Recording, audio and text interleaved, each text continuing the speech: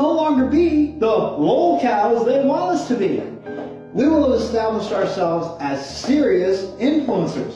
And that scares them more than my Gil obsession. Okay, so before we address that fascinating train of thought, let me catch you up a little bit. Patrick and Sarah Getchell, aka the dad and daughter Dream Team on TikTok, announced maybe about a week ago that they were gonna do this cookout style meet and greet. And for a while they seemed really excited about it. It's all they talked about for days. Patrick was gonna make his famous dill flavored chili, and it was all well and good. The event was free, they seemed stoked about it.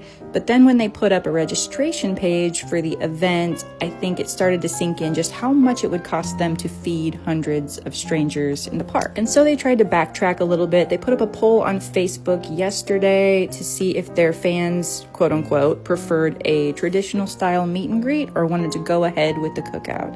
And the cookout won. But wouldn't you know it, Patrick posted a video today saying that the trolls somehow ruined his reservation at River Legacy Park where the cookout was going to be held. So now he can't make his dill chili or his 500 hot dogs, and now they have to find a new venue and just do a traditional meet and greet. And while I have so much to say about that, let's hear a little bit more about what Patrick thinks about the situation before we go into that. Well, I knew our trolls would run with this, but I didn't think they would run with it this far. Like, they actually got our reservation at River Legacy canceled.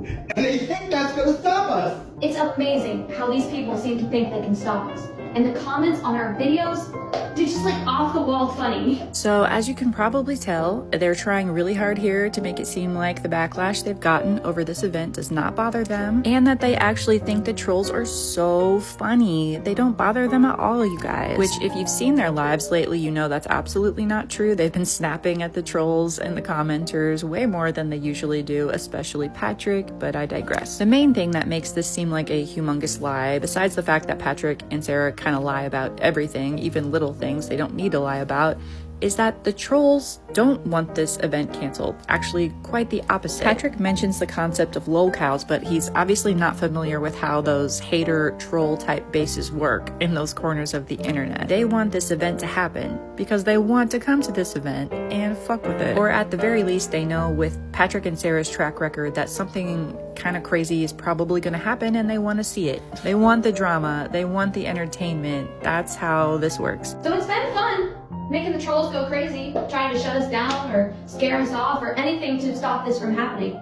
Because when it does happen and we post videos about it, they'll lose so much traction. And yeah, again, that's not how this works. And Patrick and Sarah try to operate from this position that the trolls they have are for no reason, and not because a lot of people oppose them being online because of the horrible things Patrick has admitted to. And it very much seems like Patrick just wants everybody to forget any of this ever happened, especially now that they have some new followers who are not completely versed in the dad-daughter Dream Team lore. He wants to get back to his main goal, which was making everybody think they're a wholesome family channel who not only deserve the public support but deserve to be able to make their full-time living being influencers. Another thing I would be remiss to point out before I go is just their reactions in this video, these very scripted reactions, the fake laughter, the fake indifference to the trolls, etc., etc. This is very much from Patrick's playbook before he admitted to those horrible things. That's exactly how he reacted to the accusations that he would eventually admit to. He would try to laugh them off, act like he was above the trolls, act like it was so silly that anybody would think this about him, you know? And listen, I giggle at these guys quite often, but I'm not a troll like that.